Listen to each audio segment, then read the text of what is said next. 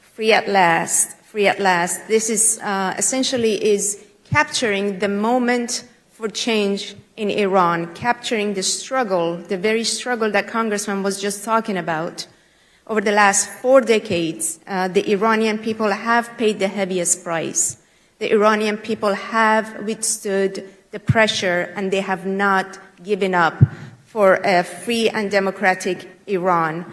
Ladies and gentlemen, as we are waiting for more members of Congress, I want to take a minute to share with you some of the highlights of the resolution that is introduced today by more than 145 members of Congress. This is the strongest bipartisan resolution that's been introduced, which is very different than other resolutions that are being discussed this week because of the fact that it offers a very explicit and specific policy to the White House and to the administration. This bipartisan support and the solution has garnered considerable backing, emphasizing on a unified approach addressing the challenges posed by the Iranian regime, particularly in the regional instability and terrorism.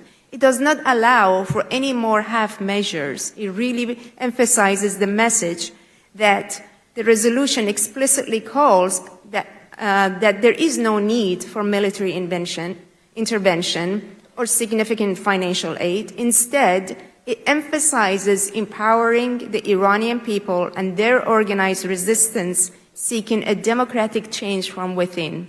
This is a point that Maryam Rajavi was also bringing up at the beginning of the event today, that it is up to the Iranian people who are willing to sacrifice and struggle for freedom, and it is the resistance units that are going to bring this regime down. It also identifies the regime's vulnerabilities. It highlights the internal weakness of the Iranian regime, identifying strategic vulnerability that can and should be targeted through sanctions and through snapback mechanism, just as Mrs. Rajavi was alluding to earlier. More importantly, I think this resolution also talks about protection and the support of those who are fighting on the front line of the resistance. The resolution underlines the importance and the protection of the people based in Camp Ashraf 3 in Albania, acknowledging that their crucial role in really promoting peace and democracy, and more importantly, the testimonies of them who are witnesses of the heinous crimes of the Iranian regime for the sake of accountability and for the sake of peace and stability in the region. This resolution is aligned with the vision that is outlined by Maryam Rajavi, the 10-point plan. And I think this is the qualifying difference between this resolution and other bills that are being introduced in Congress this week when it comes to dealing with Iran. The very 10-point plan that Congressman Weber was talking about, which includes commitment to free and fair elections, free market economy, separation of church and state, equality across all gender, religious, and ethnic groups and the different Iranian nationalities, and the coexistence, peaceful coexistence with its neighbors. This is what the future of Iran holds, and this is what Congressman Danny Davis was just talking about in terms of free at last. This is the struggle for this vision of Iran that the Iranian people are fighting for. The special attention that's given to the rights of the political refugees in Ashraf 3 was highlighted in this resolution, and it really calls for ensuring that they receive protection from potential threats by the Iranian regime. Congressman Lance Gooden, Congressman Weber, and Congressman McClintock all spoke about this very important issue. And then, of course, the resolution supports the rights of the Iranian people and the resistance unit to actively confront the Iranian regime and the IRGC and their oppressive elements within the regime, highlighting the legitimacy of their struggle for freedom and change.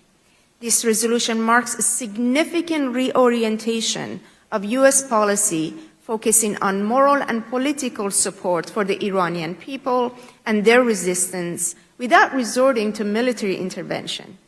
This reflects a strategic and a value-driven approach to one of the most pressing foreign policy issues that faces the United States of America today and Europe as a whole.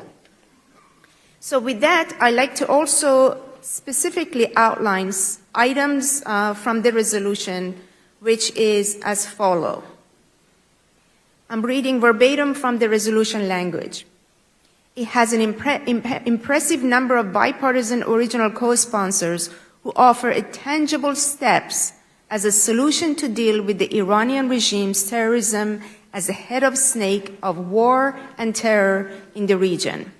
I think Congressman Weber was talking about how the terror actually began at home. The Iranian regime unleashed its terrorism on the Iranian people first, and then expanded to the regional terror through their hegemonic vision for the region. And this is what the resolution is calling for. This resolution does not suggest putting boots on the ground or appropriating money or resources. Instead, it focuses on U.S. steps to empower those who are seeking change for freedom in Iran.